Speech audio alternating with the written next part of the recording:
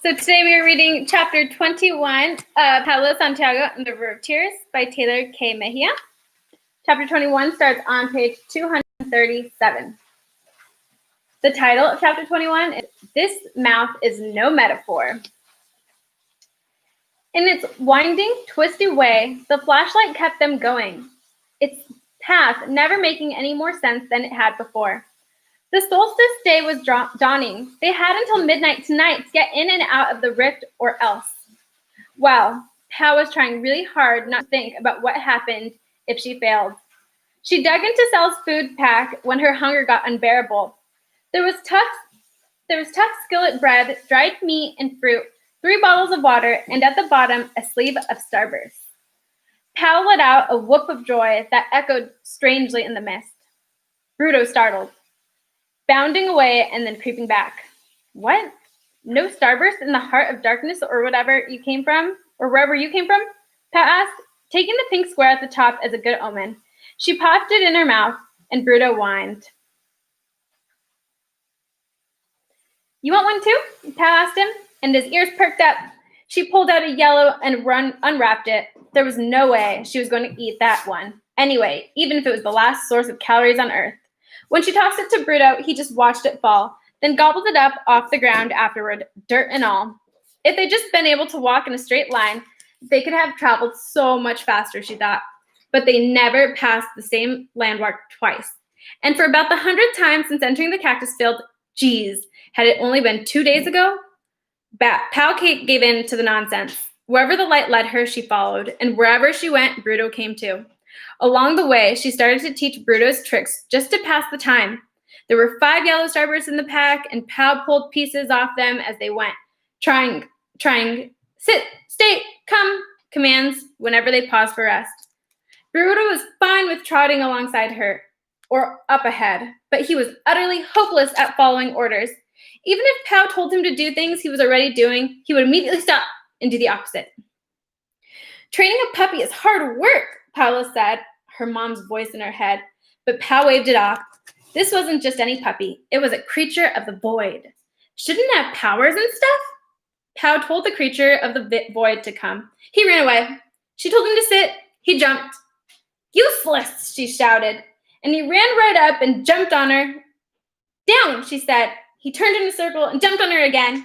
Forget it, Pao told him, putting away half of a yellow Starburst. After that, there was only one whole one left. Stay here for all I care. When she walked away, Bruto followed obediently. Another hour passed, and still there was nothing interesting in the landscape. Just the same spindly cactuses and bone-like rocks littering the never-ending dust. They had walked miles, Pao thought as they sat down to rest, though she wasn't sure how many. The first of the 3 water bottles Sal had given her was almost empty, and Bruto had eaten half the dried meat. I'm going to starve because of you, she told him, but she dribbled water into his mouth and rolled her eyes affectionately. And my mom said I couldn't take care of a puppy. Just look at me now. Bruto was appropriately impressed, and Pao was thankful she had someone to talk to besides herself, even if it was a demon lizard beast. Roll over, Pao said, holding up the yellow Starburst half. Bruto sat. She gave it to him anyways. Terrible, she said in cooing, affectionate voice. You're a terrible, disobedient wretch. He licked her face and rubbed against her ankles like a cat. You know, she said in a conversational tone as they walked, if I die out here, you'll probably eat me, won't you? The puppy whined, and Pao chose to take it as a promise that he wouldn't, instead of a complaint that the Starburst was sticking his jaw together. If we run into any of your big brothers, maybe we can use the candy to incapacitate them. It was a ridiculous thought, and Bruto didn't even dignify it with a response. But Pao stashed the last yellow square in the pocket of her jeans just in case. Come on, boy, she said. We're almost there. He cocked his head to the side. You're right, Pao admitted. I'm full of it. I have no idea where we're going, let alone how long it'll take to get there. Come on. Bruto took 3 steps towards her. Was he finally learning a command? Pao's heart was in her throat. Not even half the way to her, he sat down. Ugh. Pao threw up her hands and walked away. 10 seconds later, he darted past her and lifted his leg on a scrubby bush. They continued on. What else could they do? Pao tried not to think about the fact that the flashlight couldn't take them back to camp. This was a one-way trip. Better be worth it, she grumbled. As if someone had heard her, the landscape started to change. Under their feet, the sand grew lighter, going from black to gray to bone white, while the skeptical rocks sprang up bigger like mushrooms. The cacti widened, arms spreading out like they could hold up the moon, which was visible for the first time. Low and almost orange along the horizon line, black, moss-like stuff started appearing in little clumps on the cacti, and as they walked on it, grew longer and dripped from the arms until Pao was pushing aside curtains of the stuff. This was what the landscape had looked like in her dream. The white sand and black moss of the place where the giant mouth had opened in the sky. They were getting close. Bruto didn't seem at all alarmed, Pao noted. But why would he? He was a monster, and this was his home. It terrified Pao, though. Did that mean she wasn't a monster after all? I guess that's why I'm here to find out, she told herself, straightening her shoulders and taking comfort from the presence of the little beast beside her. The sky was hazy now, the sun casting a strange blood-red light over everything. Pao thought the air felt different, more humid, like they had walked from the desert straight into a swamp. For the first time since she'd first turned it on by accident, the flashlight's beam wasn't bending at weird angles. It stayed straight. The target had to be nearby, didn't it? Pao's legs cramped and her eyes burned from the effort holding them in. She wanted to rest, to lie down in her bed, under her star comforter, and sleep for a whole day, maybe two. But this wasn't her room.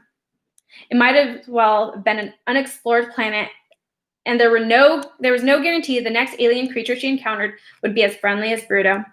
The thought of outer space gave Pao the strength to go on, as she pretended this was her first mission to another world, and the fate of the universe depended on her. Just like in the games, she and Dante had played on the shag carpet, with one spaceship and one astronaut between them. But Dante wasn't here now, and that was why she was doing this, to find him and Emma. For a long stretch, Bruto's bouncing energy kept her going. She'd given up on the training, thankful for that now. He was staying close, urging her on what she's lagged behind. Just a little farther, she told herself when she was so tired that it felt like her very soul was being sucked from the soles of her shoes. Just a little farther. Miles shrank to yards, yards shrank to feet, feet shrank to single footsteps. One after the other, Pao stopped noticing the landscape, just looked down at her shoes again against the pale sand as she dragged one foot past the other one more time. One more time, one more time. It was when she didn't think she could go another step that she saw it. A black hole the size of a golf ball just floating in the air. What was it?